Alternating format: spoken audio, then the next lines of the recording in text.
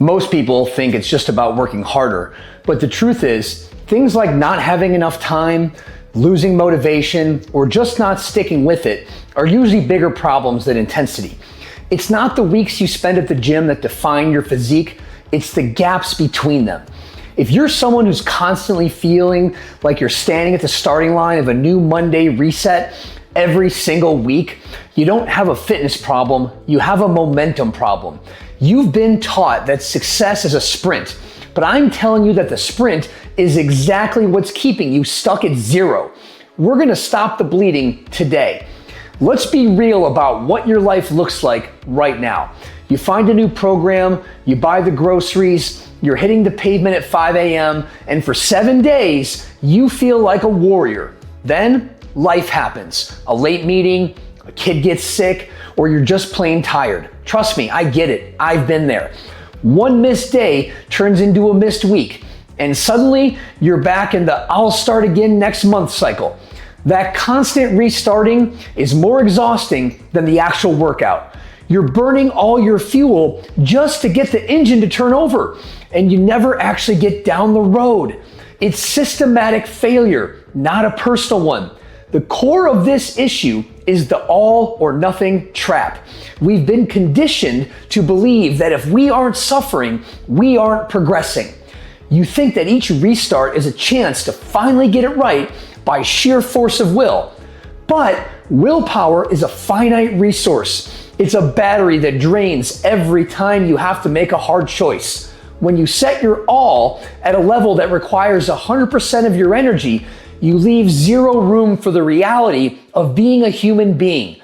The moment you hit 99%, your brain tells you that you failed, so you may as well drop to zero. That is a lie. That lie is why you're still looking for a new plan instead of living a finished one.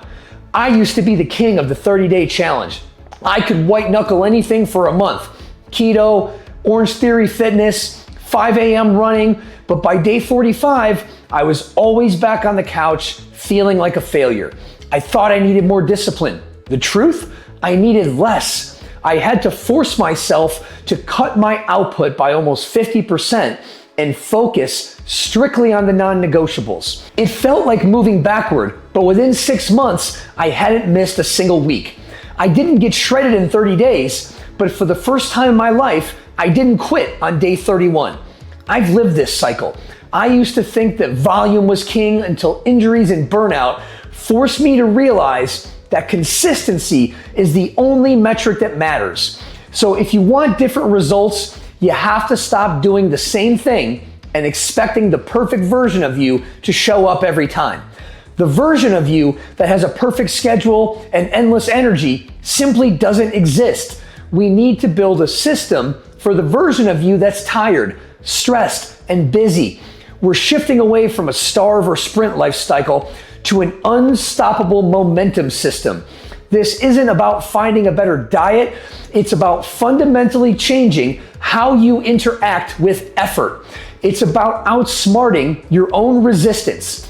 Are you ready to let go of the hardcore fantasy and finally get the hardcore results? Here's the truth that most trainers won't tell you. To build momentum, you need to lower the bar. Everyone tells you, go big or go home. I'm telling you that if you go big, you will eventually stay home.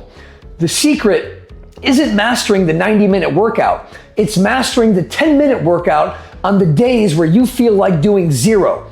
True fitness momentum is built by reducing friction, not by increasing force. We're gonna stop trying to overpower your resistance and start outmaneuvering it. Consistency is a muscle, and you've been trying to bench press 500 pounds on day one. Today, we're going back to basics, and we're gonna build a foundation that cannot be shaken. The solution is a 3-step system designed to automate your consistency.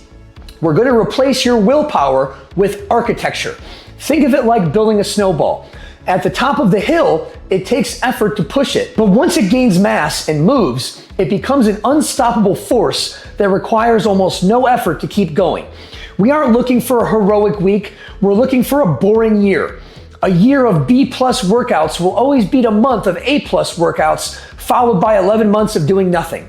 This system focuses on your floor, not on your ceiling. We're going to define the minimum you can do on your worst day to ensure the chain never breaks. Step 1, define your minimum viable protocol. What is the one thing you can do for your fitness and your nutrition, even if you had a 12-hour workday and a flat tire? Maybe it's 10 push-ups or a 5-minute walk. Fine, great. That is your new zero. You are no longer allowed to do nothing. Step 2, audit your friction. Look at your environment. If you skip the gym because of the drive is too long, build a setup in your house. Do burpees, do jumping jacks, do push-ups, do something. If you eat junk because you're tired, then prep your food on Sundays. Stop relying on your brain to make the right choice when it's exhausted and all it wants to do is lay down.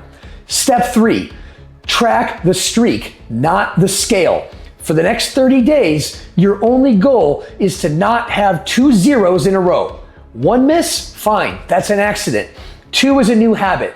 Focus on behavior and the body will follow as a side effect. These 3 steps remove the need for starting over because you never actually stop. Right now, you have a choice. You can close this video, wait for Monday, and try to sprint your way to success again. You already know where that ends up. It ends with you back here in 3 weeks, frustrated and blaming yourself.